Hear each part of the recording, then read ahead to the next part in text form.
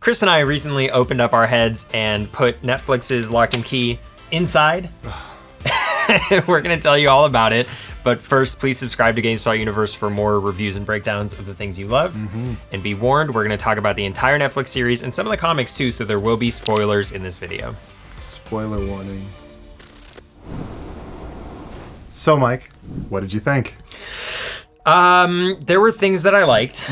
I liked a lot of it. I was definitely there for the journey. I was along for the ride, but there were also moments that I was so frustrated with this show. What about you? I'm sort of in the same vein. You reread the comics before watching. I chose not to reread the comics before watching. I read the comics ages ago when they came out. Yes. And then I reread the first volume, Welcome to Lovecraft, and then I watched the entire show, and then I reread the rest of the comics. So it was kind of all mixed up. See, meanwhile, I read them when they first came out and then did not refresh myself going in. I think I had a better experience. It is very much an all-ages CW horror show, which usually is my kind of thing. Not mine. But I had some definite problems. So let's get into it. Let's talk about what we liked first, because there was a lot of it. I think that the house is cool. Keyhouse, I think they got... It looks amazing. Yeah, and they built that house for the show. That's not like an existing house. Oh, so good. Yeah, so you know, they got to design it from the ground up specifically for this, and I think it looked really cool, and I think they got that completely right. Like, there's a lot of stuff like that where, as a comics fan, I'm watching and I'm going, oh, they nailed it. They got that right. And I like the look of the show. Like, it looks like a very well-made show. Like, the visuals are beautiful. It's shot wonderfully. I like the keys. I think that they preserved the look of most of the keys look like their comics counterparts, which, great. And I think that they used them in really smart ways. There were some new keys. Like, I thought it was really smart for them to change the identity key. So the identity key is a new key, and it replaces the gender and the skin keys, which is just like kind of a more 2020 way to do that, right? Yeah. It's a little bit more progressive to not have people, to not have Kinsey literally changing her skin color so she can go undercover and then get blamed for a murder as a young black girl. Jesus. That is a comics moment. And that led them to some other changes, because once you have the identity key that doesn't just change your skin color or your gender, but changes your entire appearance, it lets them do something really cool. Absolutely. Like, and again, spoilers, the Gabe twist. Right, which we will talk about in depth. That key, being able to do that. Yeah. Also, just seeing the keys in live action, they looked very, very cool. For the most part, I think they did really well in sort of visualizing what the effects of them are. There are some, which we will talk about, that did not do it so well. But like, I like the changes they made with the head key. You do? To a degree. I miss certain things about it, but like, I like the idea that like a door pops up behind Kinsey and we go to the mall.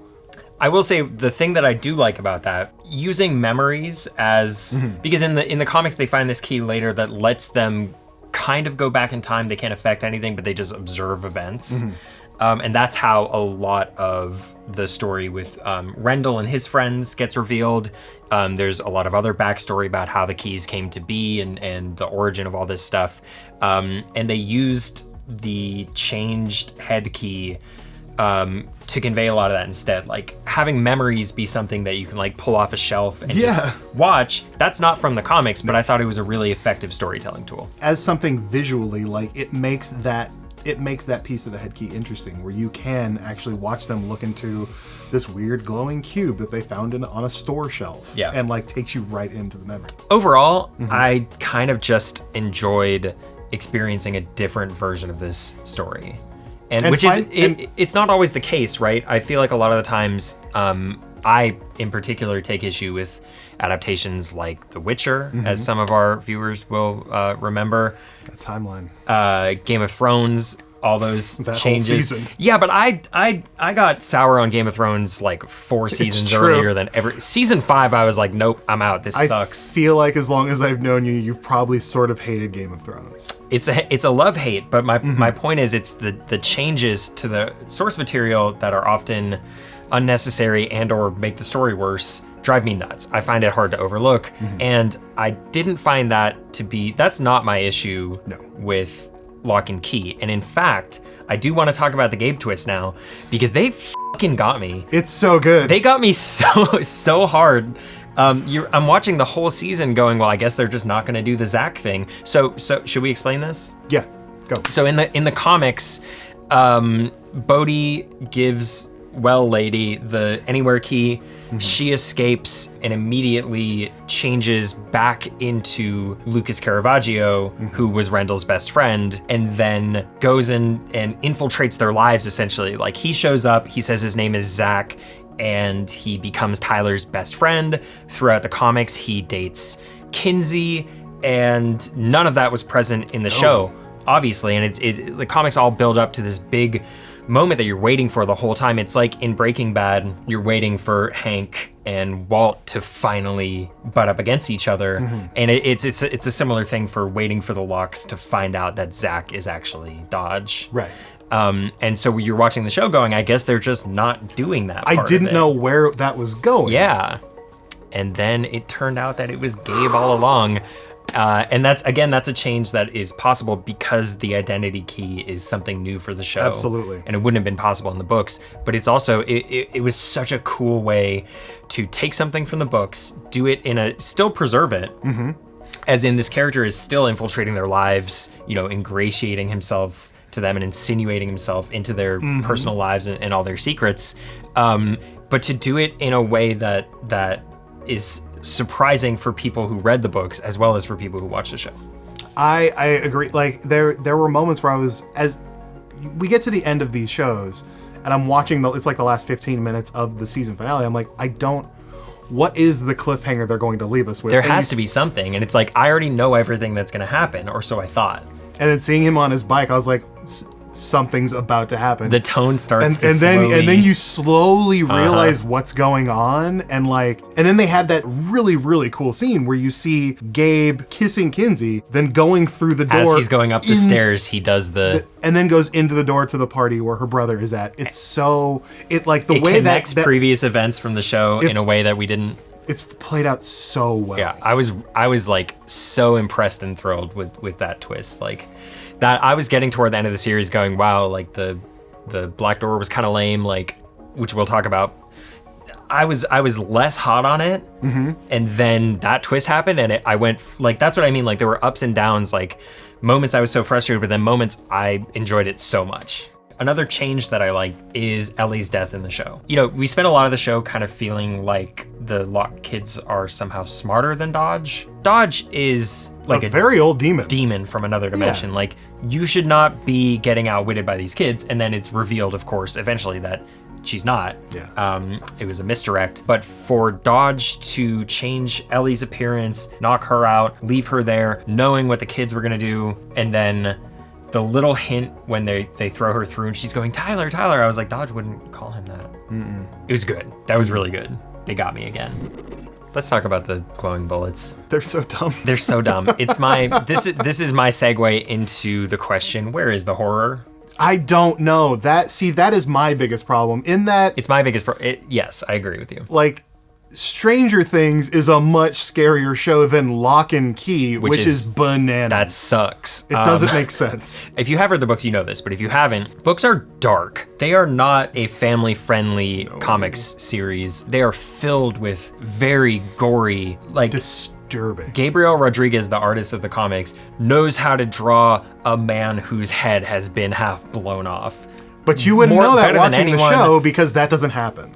Right, there are so many things in the show that feel like a sanitized version of, and I think if I hadn't read the comics, maybe I wouldn't have this problem. But then I also wouldn't, like, I was able to appreciate certain things in the show because I just found myself like imagining the original version and how much cooler and scarier and more disgusting it was. See, I feel like this is where I kind of lucked out because I did not refresh myself before jumping into the show. Yeah.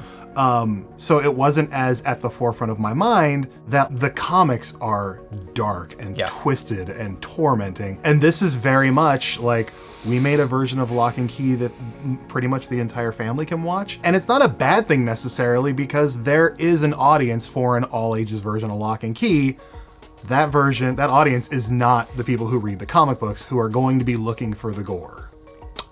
I mean, there are some terrible moments, like Dodge, right when she gets free, goes and steals some jewelry and then goes to some club in like a church or something. It was such a weird setting. And then she chokes the dude and then bed. She just like erotic asphyxiates a guy for no, and I was like, what the hell am I seeing? But that wasn't scary to me. That was just like, Dodge going through a series of events that were just sort of connected, but not really. It's meant to convey the cruelty of that character, but it just seemed random. I didn't understand. I'm only bringing this up because you keep mentioning the family friendly thing, and like, I don't think it's that family friendly. It is sanitized, but it is sanitized. I don't think kids should watch that, you know? I mean, kids watch a lot of weird stuff on TV. That's what I don't know what it's like to be a kid anymore. But the moments that I found like not even scary but spooky was the moments of Dodge taunting Bode. I like the interactions between the two of them. They have an interesting dynamic. She's good at scaring this child. She is very good. Yeah. Yeah. I thought she was good at scaring the child, and like him trying to stand up to her was very entertaining to me. But like there's Locke and Key is a show that has been like, they've tried to make it again and again and again, and I can't believe that there isn't a version of this that exists that isn't at least a little bit more steeped in horror. Like this is the version that we get, and it's the version that leans super hard into the fantasy elements, and it makes it feel more like Harry Potter. Yes.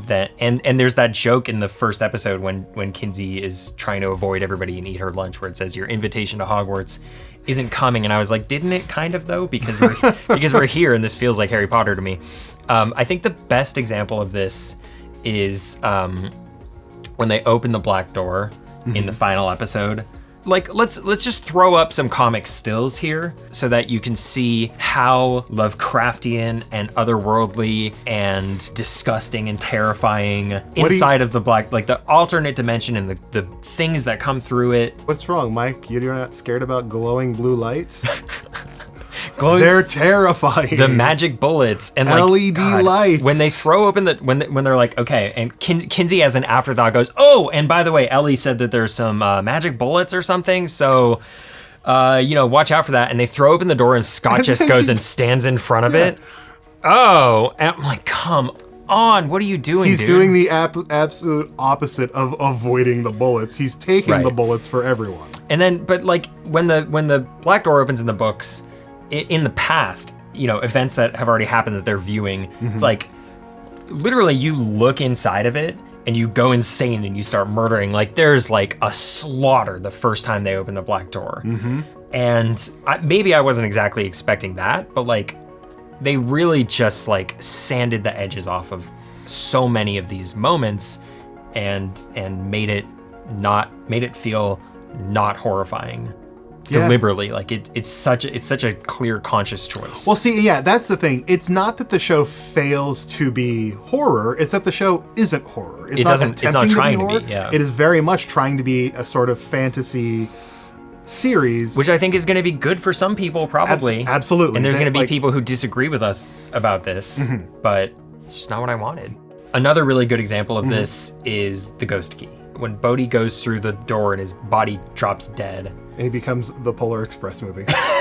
He becomes Casper. It's so bad. He becomes Casper the Friendly Ghost, and like the music is like Peter Pan flying to Neverland. Like it becomes this fantasy moment. Like it's a magical moment. Yeah, and he flies over to the graveyard and like Grandpa Locke is there. Oh, hello, Bode. I've been waiting here for you to show up so I could do exposition. Like, oh my God, why is he just chilling there? And he's waiting for Bode to show up. He's been waiting for a millennia. Why is any of this happening? Like, it just wasn't good. Good or scary or like, it wasn't even really thrilling. You could do a scene like that and at least be like, oh, this is exciting. It wasn't. It was just kind of cringy. Yeah. Call ourselves the Savini Squad. The man who put the word artist in special effects and makeup artist. Do you want to talk about the Savini Squad? Do we have to? Yes. The Savinis, they're not good. No, like, okay, I understand a group of kids who are like, we love horror movies. Well, I don't understand it in this world because I don't think horror exists in this world. But it's such a weird cliche that like it's so silly of we're making horror movies like Tom Savini. We call ourselves the Savini Squad. We're making a horror movie now that we're legit going to recast the lead role. This is because a new girl started. This is a big question that we had. Had they not shot any of that movie, the splattering? I don't. Why would they like? If so, that means they started with the splattering itself, right? Because that's the first scene they shot. Maybe because they replaced the lead 5 seconds before shooting. Without actually asking if the new lead has ever acted in a thing Can she act before. at all? No, that's they're a question. Just like, you're in, kid. Also, when they were shooting that scene, and they have the dummy of Scott, who looks strangely similar to Rami Malek. Oh, yes. It's weird. But what's also weird about that for me is like, any self-respecting wannabe filmmaker would have shot the scene with an actual actor. Right, they would. And then at the last second, stop the camera, replaced it with a dummy, and then had the head get cut off. To have Kinsey walking up to a couch with like a terrible dummy on it, whose neck has clearly already been cut. Yeah, because it's there's just no knock reason. They are terrible amateur high school filmmakers. They are not going to make it very far in Hollywood. I hate to tell them, but like this kind of ties into a bigger complaint I have, which is just so many of the characters. And again, like I don't want to harp too much on small specific changes, but I feel like they got a bunch of the characters just wrong. Like it's not. Wrong as compared to the comic book counterparts. Yeah, like if you're gonna change characters this much, just like do a different thing. Just don't be Locke and Key. That's what I think. Like Scott in the show versus Scott in the like maybe his like tribal tattoos and his weird little hair thing wouldn't translate super well. Okay, but what you have turned Scott into is a completely different person who has no relation and nothing in common with the comics character, who is a character that I like. And the same can be said for Tyler, he has no darkness in him. Like the character is supposed to be super dark, brooding, because he thinks that he caused his father's death and he's grappling with that. And instead, in the show, he just like joins a hockey team and like goes to parties and hooks up with girls.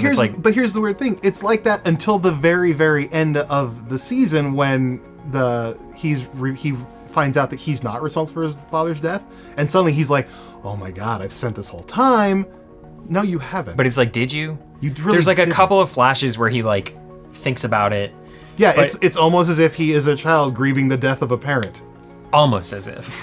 Almost as if. And then like Kinsey in the comic again, like she has dreadlocks and Mike, she has a weird pink streak in her hair. What are you talking about? She's kind of like a Rasta thing going on, which again, I'm glad they didn't bring that over. Yeah, doesn't necessarily translate to this time and place, but there is a way to do something similar. And they just don't. They just don't try. She has a pink streak in her hair that she puts into a braid. So edgy. She's so punk, dude. Bode. Lastly, I want to talk about, well, second to last, because Bode is not Bode. He's supposed to be like this chaotic ball of energy who's just this force of havoc, running around the house, finding keys, knocking stuff over. Climbing into places he shouldn't be. He's very calm for someone going through all this. He's calm and articulate, which I guess are positive qualities generally in a child actor. Like he's too precocious. Like he's supposed to be unpredictable, and instead they just made him a normal person. The changes in the character, I don't think they bother me as much as they bother you, again, because I feel like a lot of the show sort of swung away from what the source material was. Yeah. That said, as you said, don't make Locke and Key. Like I think it's come up with us, like Carlton Cuse, who is a producer on the show. Like he has a long history of very well received television shows. I'm sure he could have come up with something. I don't agree with that like necessarily. I think that you can make some changes, but you have to get like the core of the characters right. And it didn't. And it doesn't, yeah. The last one I want to bring up is Sam, because he is not scary at all in the show. Like, he's just kind of pathetic. Yeah. And in the episode where they have the flashback to him in science class, doing oink, oink, oink, oink, oink, oink, I was like, what the f*** are you doing? What, are we painting Sam Lesser the murderer as the class clown for some, like, I don't understand what it's trying to convey by you know, showing him in this light of like this goofy kid.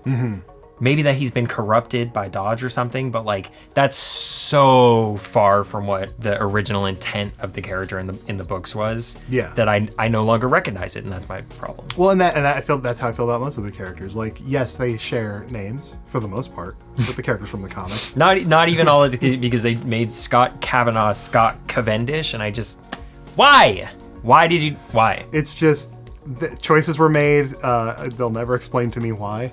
I'm nitpicking. People are gonna yell at me. That's the thing. Like at the end, like nobody on the show, in terms of, at least in my opinion, is doing a bad job with the roles they're playing.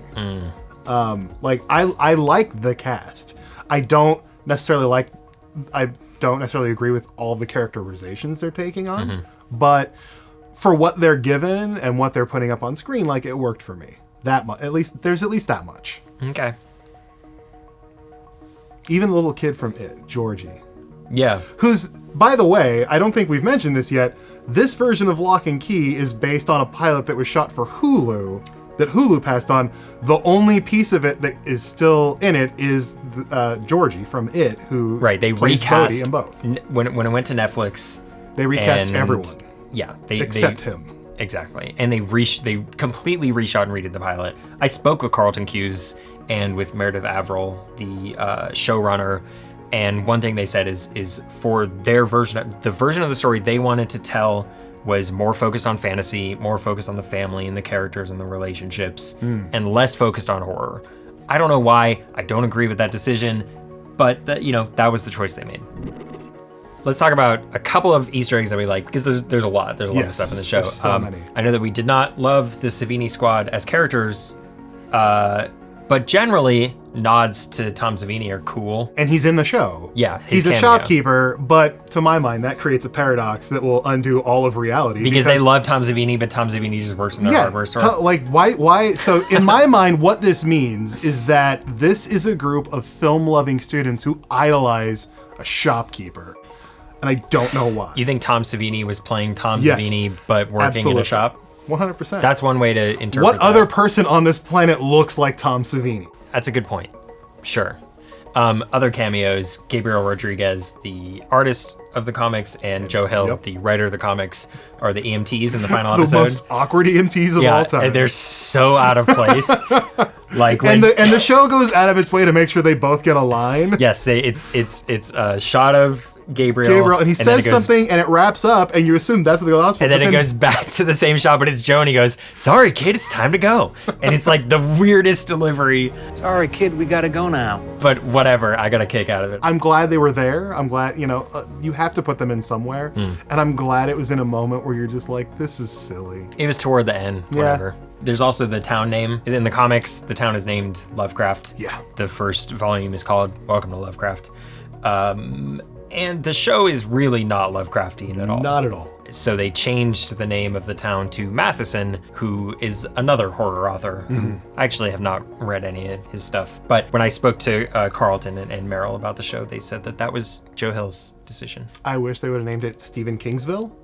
It would have been only slightly more on the nose. A little bit. Only slightly but more. Also a little bit better. Welcome to Stephen Kingsville, home of my dad. So that's what we thought about Locke and Key. We have differing opinions, which is kind of fun. Yeah, it is fun. And I think for both of us, there were things that we liked and there were things that we did not like. Overall, I recommend hopefully you've already watched it if you're watching us talk about it. Let us know. If not, what are you doing? Yeah, let us know what you thought. If you're trying to figure out how to watch it, I recommend it. Yes. I do. If you love the comics, just know going in, this isn't going to be like the script to screen adaptation that you're looking for. But there are moments. There's a lot to enjoy about it, and it's fun. It's fun. Sure, it's fun. Yeah, it's fun. It's definitely very convincing. It's definitely fun. All right, what do you say we use the anywhere key and go and get some lunch? Okay, that sounds good. Really great. All right. Thanks for watching.